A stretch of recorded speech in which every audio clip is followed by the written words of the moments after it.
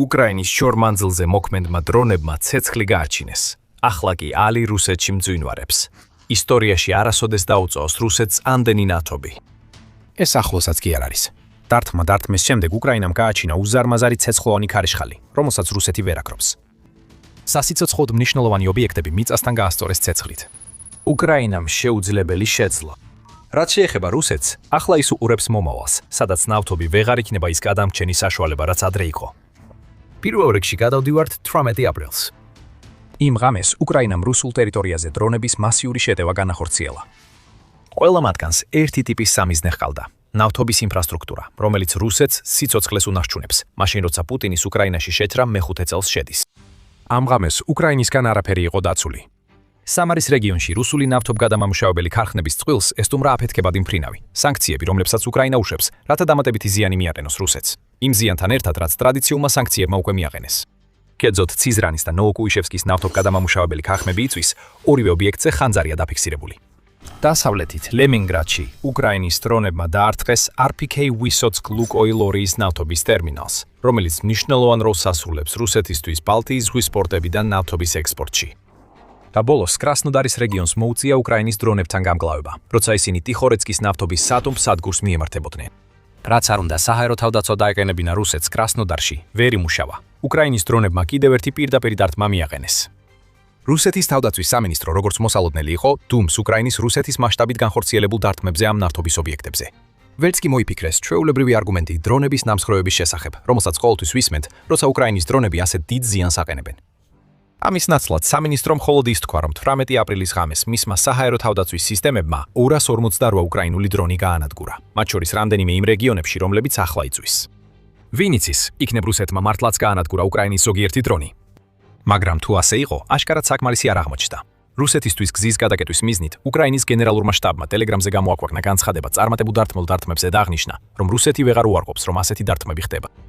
ყველა ობიექტი ჩართულია რუსი ოკუპანტების შეიარაღებული ძალებისთვის მომარაგებაში, განაცხადა გენერალურმა შტაბმა და დარტყმების აბის ადგილებიდან გადაღებული ფოტოებიც გაავრცელა. ყოველი ფოტო ერთსა და იმავეს აჩვენებს. სქელი შავი კვამლის ღრუბლები, რომლებიც რუსული ნავთოსოლი ნავთობის ობიექტებიდან ადის, აშკარად იმაზე მიუთითებს, რომ იქ რაღაცმა ძლიერი აფეთქება და ცეცხლი გამოიწვია. უკრაინა ჯერ კიდევ აფასებს ზიანს და ცდილობს ზუსტად დაადგინოს, რა დააზიანა ამ ობიექტებზე. თუმცა ეჭვი არ არის, რომ კიდევ უფრო მეტი რუსული ნავთობი იწვის. და ის, რასთანაც პუტინს ახლა უწევს გამკლავება, არის ის, რომ ეს დარტყმების სერია მხოლოდ ბოლო მაგალითია მუდმივად მზარდი კამპანიისა, რომელიც უკრაინამ რუსეთზე წამოიწყო. ეს კამპანია სერიოზულ პრობლემებს უქმნის რუსეთს, რაზეც მალე ვისაუბრებთ. მანამდე ხომ არ გეგონათ, რომ უკრაინა 18 აპრილს დაასრულებდა რუსული ნავთობგადამამუშავებელი და სხვა ნავთობის ობიექტების დარტყმებს. იმის გარდა, რომ უკრაინამ პუტინის ტერიტორიაზე საწვავისა და ნავთობის ობიექტებს დაარტყა, უკრაინული დრონები მიზანში იღებდნენ ოკუპანტ ძალებსაც, რომლებიც რუსეთმა მის ქვეყანაში შეიყვანა. მარიუპოლში, რომელიც ომის უმეტეს ნაწილში რუსეთის ოკუპაციაშია, უკრაინის საშუალო რადიუსის დრონებმა პირდაპირ დარტყმები მიაყენეს ზეთისა და საწვავის საცავებს, რომლებიც რუსეთის ძალებს სჭირდებათ როგორც ტექნიკის მოლისთვის, ისე იმ მანქანების ასამუშავებლად, რომლებსაც უკრაინულ პოზიციებზე შეტევისთვის იყენებენ. აქ კავშირი მარტივად ჩანს. უკრაინა ანადგურებს ნავთობგადამამუშავებელ ქარხნებს, რომლებიც ამ პროდუქტებს რუსეთში აწარმოებენ და ანადგურებს თავად პროდუქტებს ოკუპირებულ ტერიტორიებზე. ეს ორმაგი დარტყმა რუსეთის სახმელეთო სტრატეგიის წინააღმდეგ. ეს ნიშნავს, რომ რუსეთის კრეიტებს დიდი ხნის განმავლობაში არ ექნებათ საწავსა და საფოხ მასალებზე წდომა მარიუპოლის სექტორში. უკრაინამ მოახერხა დრო გამოეყო ნავთობთან დაუკავშირებელ ობიექტებზეც დარტყმისთვის. მანგუშსა და გრავსკაში, რომლებიც ორივე დონეცკის რეგიონშია, უკრაინის დრონებმა გაანადგურეს რუსეთის სარემონტო დანაყოფები. იგივე გააკეთეს ზაპოროჟიეს სექტორშიც, სადაც ტოკმაკის რაიონში განადგურდა რუსული დანაყოფები. აქ შევხედავთ, როგორ იქცევა უკრაინა გრძელდისტანციური დრონების ძალად, რომელიც მასშტაბით რუსეთს უტოლდება და სტრატეგიული მნიშვნელობის სამიზნეების არჩევაში პუტინის მრჩეველთა გუნდსაც კი აჯარბებს. რუსეთი ბედნიერია, რომ უკრაინაში თითქმის ყველაფერს ურტყამს, განსაკუთრებით მაშინ, თუ ეს დარტყმები მშვიდობიან მოსახლეობას აშინებს.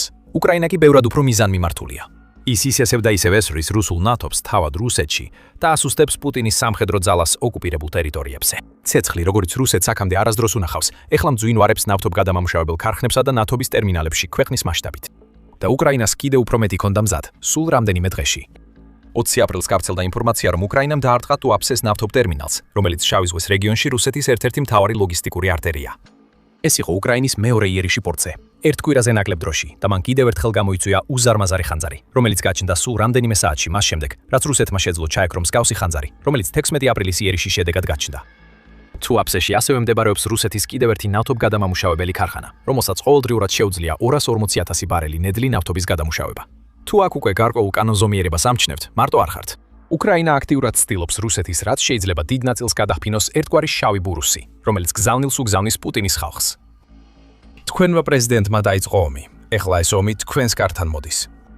უკრაინის 18 და 20 აპრილს რუსულ ნავთობზე მიტანილ დარტყმებშიც გარკვეული დროით იკათუა ჩანს.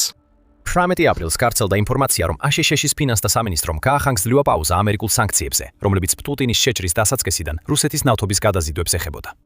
ეს გაგრძელება მოჰყვა სანქციების პაუზას, რომელიც აშშ-მ დააწესა ნავთობის ფასების შოსების შოკის შესამსუბუქებლად, რაც ჰორმუზის სრუტის ბლოკირებამ გამოიწვია, რაც ირანმა განახორციელა აშშ-ის მიერ ოპერაცია ეპიკური რისხვის დაწყების პასუხად.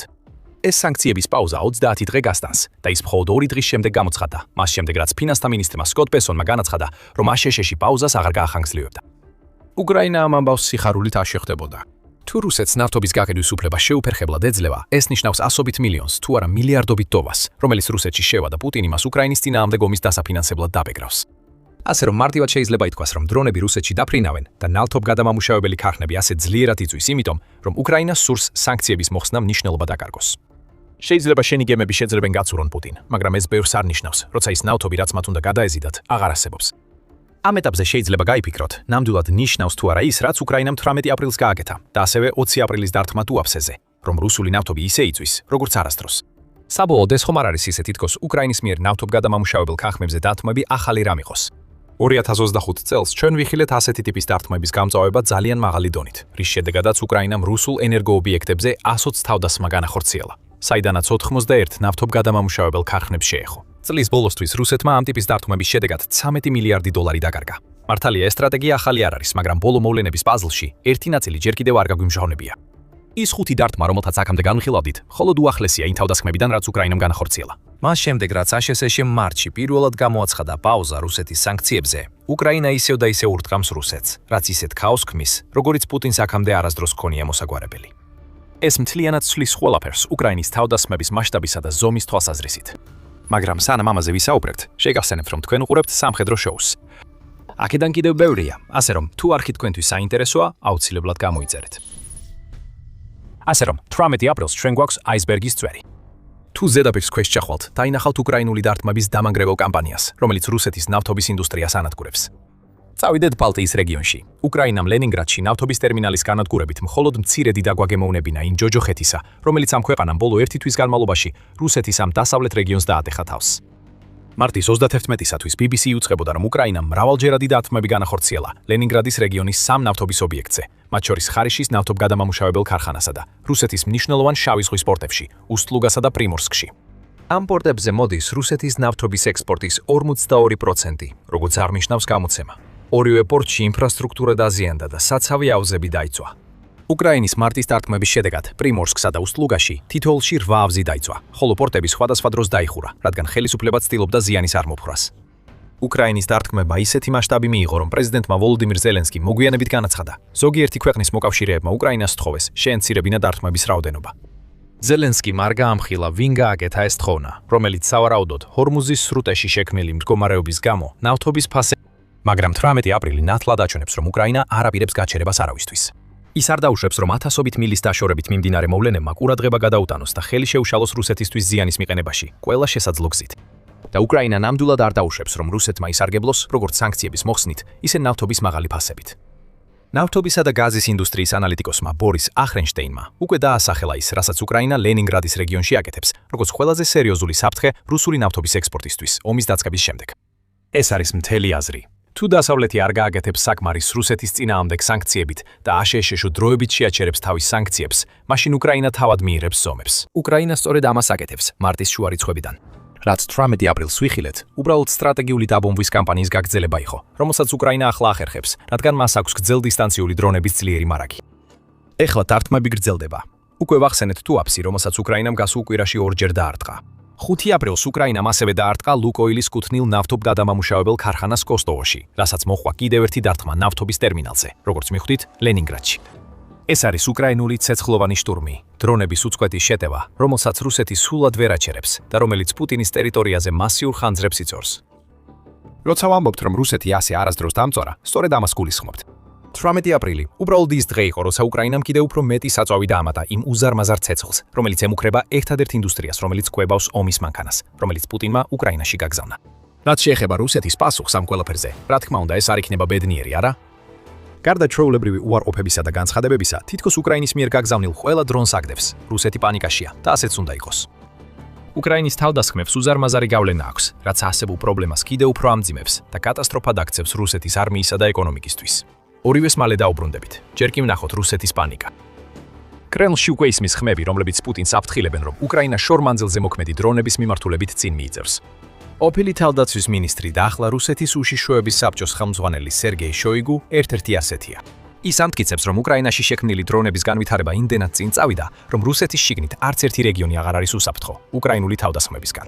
უკრაინის დრონებს შეუძლიათ ასობით და ზოგჯერ 1000-ზე მეტ მილზე ფრენა, რათა მიაღწიონ საჭირო ადგილს. და უკრაინა ამ დრონებს იმდენად დიდი რაოდენობით აწარმოებს, რომ ყოველთვის შეუძლია თავიდან სამეს, თუ თავიდან სტადოს თუ მისი რომელიმე თავდასხმა არ გამოუვა. უკრაინა ახლა იმ ეტაპზეა, როცა უფრო მეტ საზღვის გადაღმა თავდასხმას ახორციელებს რუსეთზე, ვიდრე რუსეთი უკრაინაზე. მარტში უკრაინამ რუსეთს თითქმის 900 დრონით აჯობა. სიგიჟეა, მარტში უკრაინის 7347 დრონი რუსეთის ტერიტორიაზე შევიდა და რუსეთის თავდაცვის სამინისტროს მიხედვით ისინი ჩამოაგდეს. ნავთობგადამამუშავებელი ქარხნები და საწყობები რომ იწვის, ეს სულ სხვა ამბავს გვიყვება, რადგან უკრაინამ აშკარად შემოაბრუნა სიტუაცია ომის იმ სფეროში, სადაც ადრე რუსეთს აშკარა უპირატესობა ჰქონდა. მასშტაბური დარტყმები ახლა უკრაინის სტრატეგიის მთავარ ნაწილად იქცა. რაც შეეხება კრემლს, მან იცის, რომ ბევრი არაფრის გაკეთება შეუძლია უკრაინის შესაჩერებლად. აი სწორედ აქ იწყება პანიკა. იციან, რომ ნებისმიერი მცდელობა დაემუქრონ უკრაინას და აიძულონ არ გამოიყენოს თვითონ შექმნილი დრონები, უშედეგო იქნება. პუტინის პროპაგანდისტებმა ყურადღება უკრაინის ევროპელ პარტნიორებზე გადაიტანეს. გაფრთხილებები გაიცა. რუსეთი ევროპაზე გადაიტანს ყურადღებას თუ არავინ გააჩერებს უკრაინას, რომ არ დაარტყას რუსეთის ნავთობს. რა აქვს რუსეთს რეალურად განსრახული, გაურკვეველია. მხოლოდ ის არის ნათქვამი, რომ შედეგები იქნება გაუთვალისწინებელი. თუ ვივარაუდებთ, რომ პუტინი თავის ჩვეულ სტილს მიხვება, ეს არაფერს განსაკუთრებულს არ ნიშნავს, მაგრამ ის კვლავ გააგრძელებს დრონებისა და გემების გაგზავნას ნატოს ტერიტორიაზე. რუსეთის ყოფილმა პრეზიდენტმა და პუტინის ცნობილმა მაამებელმა დმიტრი მედვედევმა ასევე განაცხადა, რომ რუსეთმა შეადგინა პოტენციური სამიზნეების სია ევროპაში რუსეთის შეიარაღებული ძალებისთვის, განსაკუთრებით იმ ქვეყნებზე, რომლებმაც უკრაინასთან ერთობლივი წარმოების შეთანხმებები გააფორმეს. ამ მუქარათაგან არც ერთს არ აქვს ის გავლენა, რაც რუსეთს სურს ჰქონდეს. უკრაინის ევროპელი პარტნიორებისთვის თითქმის ახალი ამბავი არ არის, რომ რუსეთს სამიზნეების სია აქვს. მათაც ექნებათ საკუთარი სია რუსული სამიზნეების. ეს მუქარები იმდენადვე უძლურია, რამდენადაც ძლივს შენიღბული. რუსეთს კარგად ესმის, რომ არაფერი, რასაც იტყვის ან გააკეთებს, ვერ შეაჩერებს უკრაინას, რომ კიდევ მეტი დრონი გაუშვას მის ტერიტორიაზე. პუტინი იმკის იმას, რაც დათესა 4 წელზე მეტი ხნის განმავლობაში, როცა უკრაინას ტერორიზებდა შაჰიდის ტიპის დრონებითა და რაკეტებით. ეხლა, როცა რუსეთი საკუთარ წამალს აგემოვნებს, პუტინი წუწუნებს და იმუქრება, მაგრამ არაფერს აგეთებს. ეს თავისთავად დამანცირებელია რუსეთისთვის. მას არ შეუძლია უკრაინის დრონების შეჩერება, მიუხედავად იმისა, რომ თითქოს მსოფლიოში ერთ-ერთი ყველაზე ძლიერი არმია ჰყავს. გარკვეული ვეფხვი, ქაღალდის ვეფხვი აღმოჩნდა. რუსეთი ამ ყველაფრით უკმაყოფილოა. მაგრამ სანამ კრემლი ცდილობს ირიბად შეაჩეროს უკრაინა ქვეყნის ევროპელ პარტნიორებზე ზეწოლით, მას ასევე უწევს გაუმკლავდეს უკრაინის მიერ რუსეთის ნავთობის დაბომბვის შედეგებს. პირველ რიგში საქმე ფულშია. 18 აპრილის ანგარიში, რომელიც ზუსტად ემთხვევა იმ 4 დარტყმას, რომლებმაც რუსეთში კიდევ უფრო დიდი ხანძარი გააჩინეს, უკრინფორმა გამოავლინა, რომ უკრაინამ რუსეთის ნავთობის გადაზიდვები დღეში დაახლოებით 880,000 ბარელით იძულებით შეანცირა. ეს ნიშნავს, რომ ყოველდღიურად რუსეთის საომარი ბიუჯეტიდან 100 მილიონი დოლარი იკარგება. და ეს რიცხვი სავარაუდოდ კიდევ უფრო გაიზრდება, რადგან უკრაინა უფრო მეტ ნავთობგადამამუშავებელ ქარხანასა და ნავთობის ტერმინალს ურთქამს. ზელენსკის თქმით, მხოლოდ მარტში უკრაინამ რუსეთის ნავთობის სექტორს მინიმუმ 2.3 მილიარდი დოლარის ზარალი მიაყენა.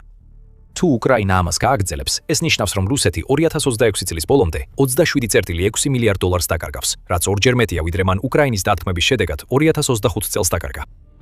და თუ უკრაინა შეძლებს დღეში 100 მილიონი დოლარის ზარალის ტემპის შენარჩუნებას, რაც მარტის ბოლოდან ნახეთ, რუსეთისთვის ეკონომიკური ზიანი კიდევ უფრო მძიმე იქნება. რუსეთს აიძულებენ ნავთობის გადაზიდვები მთელი ქვეყნის მასშტაბით გადაანაწილოს, რაც მის სამხედრო ძალაზეც ახდენს გავლენას. დაგვიანებები ყველგან ხდება. ნავთობი და საწვავი, რომელიც უკვე უნდა ჩასულიყო ოკუპირებებულ უკრაინაში, იგვიანებს, რადგან რუსეთი სასოწარკვეთილად ეძებს უსაფრთხო ადგილებს ამ ნავთობის შესანახად და შემდეგ გადასაზიდად. ნაბიჯ-ნაბიჯ, დრის ნავთობის ლოგისტიკური სისტემური სისტემა კარგავს უნარს უზრუნველყოს შეუფერხებელი ექსპორტი. შედეგები უკვე იგრძნობა ბრძოლის ველზე. დრისთვის ნაკლები რესურსი ნიშნავს მეტ შესაძლებლობას ჩვენი დანაყოფებისთვის. ნათქვამია უკრაინის უპილოტო სისტემების დაისწრების განცხადებაში, რომელიც Telegram-ზე გამოქვეყნდა. სხვათა შორის, ერთ-ერთი ადგილი, სადაც რუსეთი ცდილობს ნავთობის გადამისამართებას, თუაფსია. უეცრად, უკრაინის 20 აპრილის იერიში ამ მნიშვნელოვან პორტზე კიდევ უფრო გასაგები ხდება. და ბოლოს არსებობს ნაკლებად გაშუქებული პრობლემა, რომელსაც უკრაინის მიერ რუსეთის მასშტაბით ხანძრების გაჩენა პუტინისთვის ქმნის. უკრაინული გამოცემა ობოზის მიხედვით, იმ რეგიონების რამდენიმე ოფიციალური პირი, რომელსაც უკრაინა იერიშებს ატენებს, ახლა კრემლისკენ იყურება, რომ მათ რეგიონებში საჰაერო თავდაცვის გაძლიერება მოხდეს. ეს ბუნებრივი და ლოგიკური პასუხია. ლენინგრადის ოლქის გუბერნატორ ალექსანდრ დროზდენკოს თქმით, მატერიალური რესურსები უკვე გამოყოფილია ლენინგრადის სამხედრო ოლქისთვის, სწორედ ამ მიზნით. მაგრამ ამ თითქოს გადაწყვეტასთან პრობლემაა. რუსეთს ზუსტად არ აქვს ისეთი დიდი რაოდენობის საჰაერო თავდაცვის სისტემები, რომლითაც შეუძლია უკრაინის დრონებისგან დაცვა. პუტინის შეჭრის დაწყებიდან, მიმფინის ინფორმაციით, რუსეთმა 2024 წლის 21 აპრილამდე დაკარგა 1350 საჰაერო თავდაცვის სისტემა. ეს წარმოუდგენლად დიდი რაოდენობაა სისტემების, რომელთაგანაც ბევრი სწორედ იმ დრონებს ეწირება, რომლებსაც ციდან ჩამოგდება უნდა. რაც კიდევ უფრო უარესია რუსეთისთვის, ახლა როცა უკრაინამ შეიმუშავა საშუალო რადიუსის დრონები, რაც მას საშუალებას მისცემს უფრო ხშირად დაარტყას ოკუპირებულ ტერიტორიებზე, უკრაინის შიგნით განთავსებული რუსული საჰაერო თავდაცვის სისტემები იწვის. 1530 უკრაინული დათმიდან, რომელიც განხორციელდა რუსეთში და ოკუპირებულ ტერიტორიებზე, 2025 წლის ივნისიდან 2026 წლის მარტამდე 482-მა გაანადგურა რუსული საჰაერო თავდაცვის ინფრასტრუქტურის ელემენტები. ეს რუსეთს ისეთ მდგომარეობაში აკენებს, რომ მას მეტი საჰაერო თავდაცვის სისტემა სჭირდება სწორედ მაშინ, როცა ეს სისტემები არ გააჩნია. უკრაინის კამპანიაში რუსეთის ნავთობის წინააღმდეგ კიდევ ერთი ფენა იკვეთება. უკრაინამ იცოდა, რომ რუსეთი მის ქმედებებზე პასუხს საჰაერო თავდაცვის სისტემების ნავთობგადამამუშავებელ ქარხნებსა და ნავთობის ტერმინალებზე განთავსებით ცდიდა. ეს ისევ ლოგიკურია. ეს საჰაერო თავდაცვის სისტემები სადღაციდან უნდა მოიტანონ, რადგან რუსეთს აღარ აქვს სისტემები საწყობში. ამიტომ ისინი ოკუპირებული ტერიტორიებიდან და რუსეთის შიგნით სხვა მნიშვნელოვან სამხედრო ობიექტებიდან იქნება გამოტანილი. პუტინმა შეიძლება ამ ნაბიჯით თავისი ნავთობის ნაწილი გადაარჩინოს, მაგრამ ამით სხვა ობიექტებს დაუცველს გახდის. ეს რუსეთისთვის წაგების სიტუაცია. როდესაც ცეცხლი გიზგიზებს და კიდევ მეტი დრონი მოდის, რუსეთი უსარგებლო მუქარებამდე და საჰაერო თავდაცვის სისტემების გადალაგებამდეა დაყვანილი, რომლებიც უკვე 4 წლიანი უკრაინული დართმების შემდეგ მკრიფია. რუსეთი ახლოსაც არ არის იმ ახალი პრობლემების გადაჭრასთან, რომელსაც უკრაინა 2026 წელს უქმნის და დიდი ალბათობით მალე კიდევ უფრო მეტ შეტევაზე მოგახსენებთ რუსეთის ნავთობის ობიექტებზე, რადგან უკრაინა აგრძელებს კამპანიას, რომელიც რუსეთს სისხლს აცლის. კიდევ 2 დღეს ვაძლევთ და სანამ ჩვენ შემდეგ რეპორტაჟს დაელოდებით უკრაინის გარდაუვალ შორმანძილზე დარტყმებზე, რატომ არ გაეცნობით უფრო მეტს იმ პანიკის შესახებ, რომელიც ამჟამად კრემლს მოიცავს. ვლადიმირ პუტინი თავს აშორებს უკრაინის ომის რეალობას, მაგრამ კრემლში და რუსეთის სამხედრო ბლოგერების საზოგადოებაში არიან ადამიანები, რომლებიც აფრთხილებენ, რომ სიტუაცია რუსეთისთვის კრიტიკულია. გაიგეთ მეტი ამის შესახებ და იმის შესახებ, თუ როგორ გამოიწვია უკრაინამ კრემლში განგაში, ჩვენი ვიდეოს ნახვით. თუ მოგეწონათ ეს ვიდეო, არ დაგავიწყდეთ გამოიწეროთ The Military Show, რომ არ გამოტოვოთ შემდეგი გარდაუვალი განახლება რუსეთის კიდევ მეტი ნავთობისთვის შესახებ. და მადლობა როგორც ყოველთვის, ყურებისთვის.